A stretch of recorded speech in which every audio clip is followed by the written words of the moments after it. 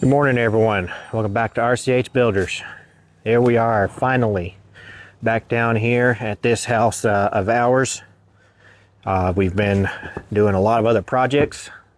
You've seen quite a few other videos since the last time we've been down here. And typically when I do one of these videos, I do put it in pretty much real time. Whenever I put it up, we usually will have done it that week. So I usually will actually stop one of the other videos and put it in. So some of the other videos that you're seeing now, we may have actually done that work. Actually, I think the latest one that I have up there, that work was actually done a whole month and a half ago. So we've got a new series coming out soon, and it is the project that we're doing where it is the large addition that I have mentioned a few times in a few other videos. That addition is kind of at a standstill right now. We're waiting on a concrete truck to show up and pour. I probably have enough footage for maybe at least four, maybe five videos for that series already. But at this time, I believe we still have 3 or 4 videos left for the large 4-season room edition, which that series you all have been watching for quite some time now. And I also have another one, which I believe this week when I am videoing this, actually today, it is Wednesday. So today I have one coming out of just a little quick job that we did to try and help out a customer who we've done some other work for his brother and him, and we did not actually do his job, but we are doing just a quick little fill-in thing to try and help him out with some stuff that the contractor he did hire was not doing. So I've got that. I've got another video coming out that was done in that same house as well. I may end up trying to do 2 a week at some point. The difficult part about that is that because I am running multiple different things and I do all the editing as well, it's just, it makes it a little it's time consuming. And, you know, I also have a wife who I want to spend time with.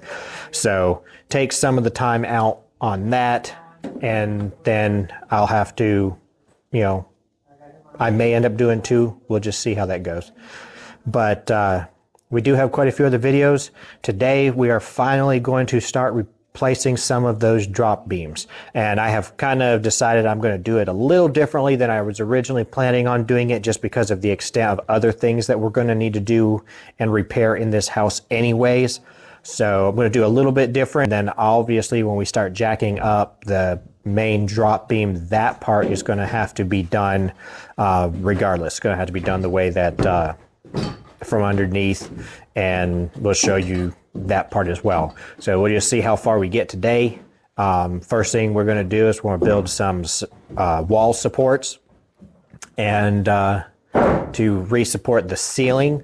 The good thing is that none of these beams actually support the roof. They only support the walls and the ceiling joist above. So with that being the case, it's a lot easier to replace than other times. If we have to do any of the outside sill ones, those we'll have to do a little bit differently and be careful. But with these ones and the way that I'm planning on doing it, it should be fairly simple. So we're going to get started with that. I got my guy bringing in some of the 2x4s right now that I purchased, and some of the 2x8s that we'll be using to replace the beams. We'll get them replaced, and then we've actually got a little bit of downtime between now and when the concrete's poured. So hopefully we might get you a couple videos out of this. So hope y'all enjoy watching, and we'll be getting started. So the first thing that we're going to do to start on these beams here is, you can see how right down here, not just the beams, I mean this is supposed to be a solid beam and you see that, but the actual plate, the bottom plate for the wall is also rotted out. So we're going to have to replace that, and all of the subflooring that was supposed to go under the wall. A good bit of that has been rotted out. Most of it was probably from the kitchen leaking at some point. But so we're going to replace a section at least of this flooring. I plan on going over the whole thing with another layer of subflooring later. But for now, we're probably going to cut it about on this joist right here. And then we're going to measure over 4 feet, which should be somewhere around this joist here. That we'll be cutting out that entire section so that we can do it. So what we'll do is we'll build our temporary wall on this joist here. We'll build one up. It's just supporting the ceiling joist, so it's not a big deal. Usually a single floor joist, if it's sized correctly, should hold that. In this case, they are kind of a little bit overspanned, but it'll hold it just as well as this rotten beam is right now. So it'll hold it for now and give us enough time to repair this. So we'll build a temporary wall back here so that we can still cut in this one, and we'll build the one in here over at this location here. So we're going to get started with that first, then we can cut the floor out. And once we get the floor cut out, we will be able to start repairing the beam.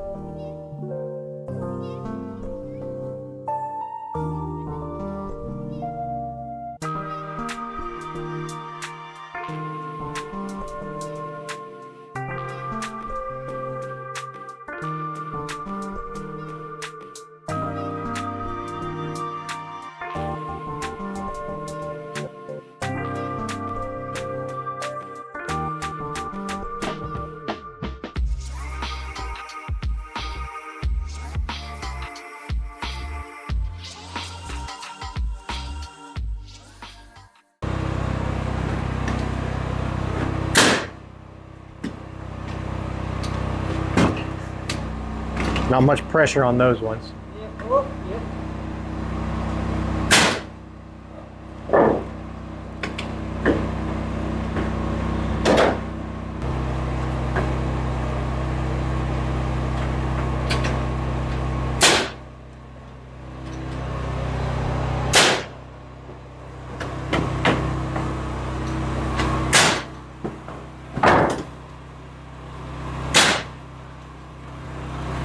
Alright, so now that we got that done, both of these walls were little temporary walls. They don't need a top plate because it's just temporary. It's applying pressure directly onto the ceiling joist to relieve pressure off of this wall that's going down to the beam that we want to replace.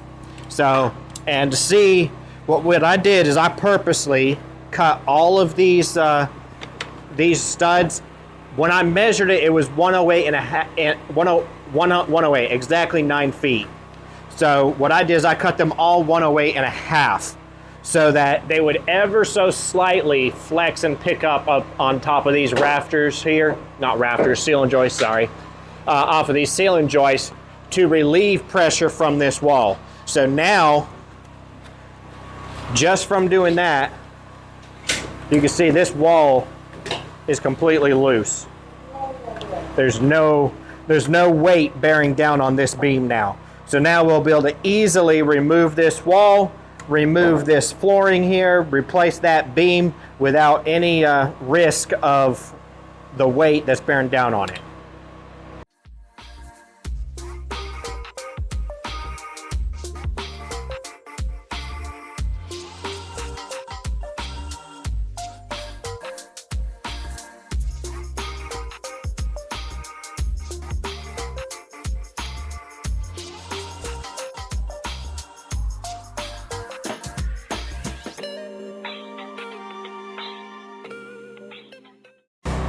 And so now we can get our first really good look at how wonderful this beam is. It's a good 3 inches. And then right here, again, it's just a bunch of sawdust. So now that there's nothing on it, We should be able to easily replace it. The only place there is kind of right there on the edge there. But there's also that other joist next to it. So it's supported by that. So we're gonna start removing it. You can see they kind of sistered on a 2x6 here, which was not really, again, it's where someone fixed a cosmetic issue versus an actual structural issue. What that did is that was where you could see that the floor was not connected under that wall and was just rotted out. All they did is add that in to support the floor and make the floor look level across there. But it did not solve the issue of the wall falling down.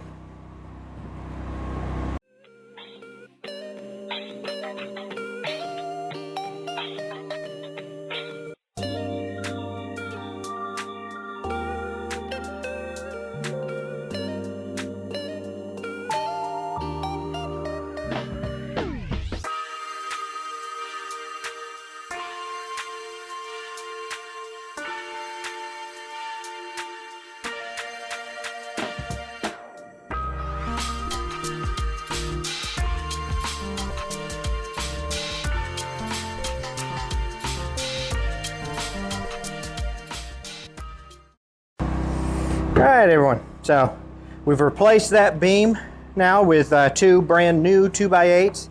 The original 2x8s were actual rough cut 2x8s. They're actually fully 8 inches. The new material is now it's more about 7 1/4, so it's 3/4 of an inch shy. But then even with that, we needed a whole 1-inch shim over there.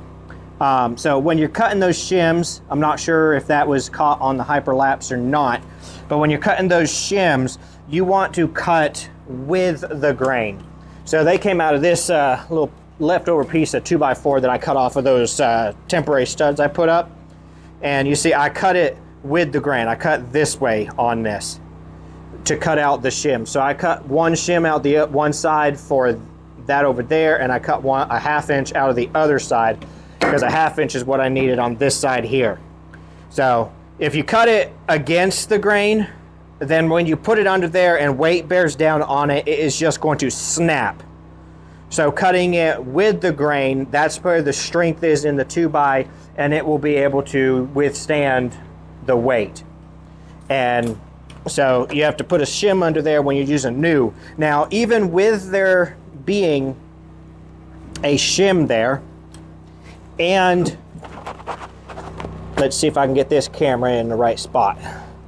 So even with that shim, you got to think that old one was sitting on top of this brick. So we can give it, say, 3/4 of an inch. But you can see this right here, you got 1.5 inches to 1.25 inches across there. So that old beam was sitting down on top of these bricks, weighing bit and everything. So you can see there was obviously a big 1/2 inch to 3/4 sag in the middle.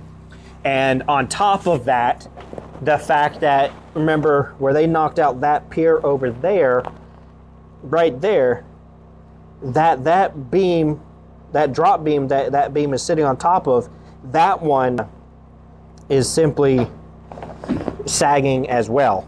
So it went across, it sagged downward this way, and then on top of that, it sagged in the middle as well. Because, I don't know, I mean, this is what a lot of that beam came out as. It's just, this is, you see, it completely rotted through. Was not doing anything. So next thing we're going to do is go ahead and put some subfloor, or in this case, I'm kind of referring to it as pre-subfloor, because I'm going to put that other layer on top that's going to really tie everything back in later and help eliminate any unevenness.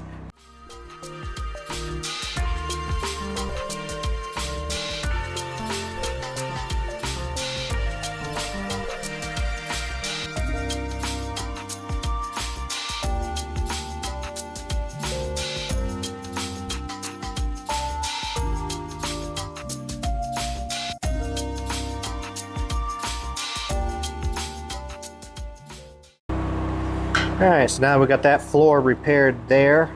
and the beam repair, we're now going to start working on these beams and the floor going down through the center in where the bathroom is.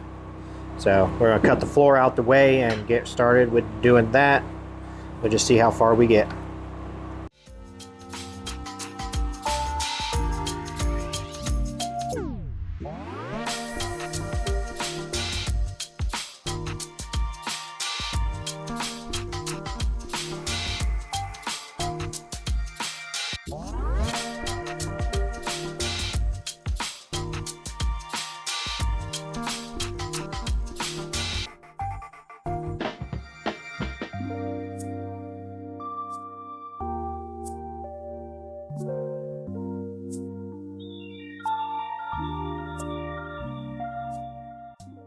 So you can see this board, when I would cut that, that thing popped up right there. So did that one. Both of these right here popped up a good bit. And the reason is because those are the two that, through their little angle, go right into where that is bearing down. And I don't know how well you can tell from the camera shot, but that dips right there. That dips majorly. And that's because those ceiling joists up top are simply bearing down only onto these 1-bys right here. They're bearing right there. They're not on a double like they should be.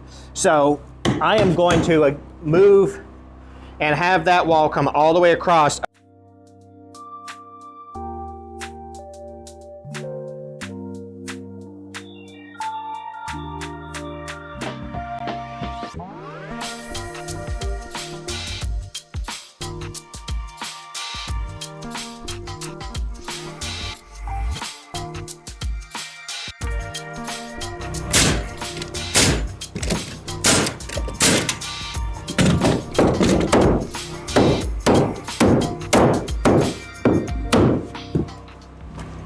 Alright, so now that we got that there, we can build that wall from over there all the way across. Our next step that we're going to have to do is repair this one. I really want to repair this beam and readjust this over here more than that, because that one's pretty solid, this one's not very solid, and again, this is not bearing onto a beam, it's sitting off it. So it's actually getting a little bit late now. I'm probably going to have to take the dump trailer to the dump and empty it. We got a whole bunch of brush from outside where it's filled up, and I'm going to have to empty it, so we'll have it to use tomorrow to throw a bunch more stuff in. But probably have Tyler and Austin and Flynn, whatever, they'll probably go ahead and build this little temporary wall back here, maybe that one in there, so it's ready, so that hopefully tomorrow we can go ahead and rip these out, cut the floor, put in the 2 other beams, and then put the flooring back down. We might build the walls before we jack that beam up, and then jack it all up at once. The reason why is because if we start jacking up that beam and it starts putting pressure while these are on the ceiling joists are on the temporary walls, it's more apt for there to cause an issue with that. So instead, we'll build the walls, rip down the temporaries, then jack everything up at once. We won't have to worry too much about other things. Again, we'll do the roof afterward, because that way we won't be popping anything, because we're going to move a lot of different pieces in this structure when everything starts jacking back up level. So hope y'all enjoyed watching today, and like, subscribe, hit the bell for notifications, and if y'all have any questions that you'd like to ask a builder, let me know. I'll see what I can do about making a video possibly on the subject that you're wanting, or we'll just, depending on what the question is, it could be just a quick answer. So hope y'all enjoyed watching, and we'll see you next time.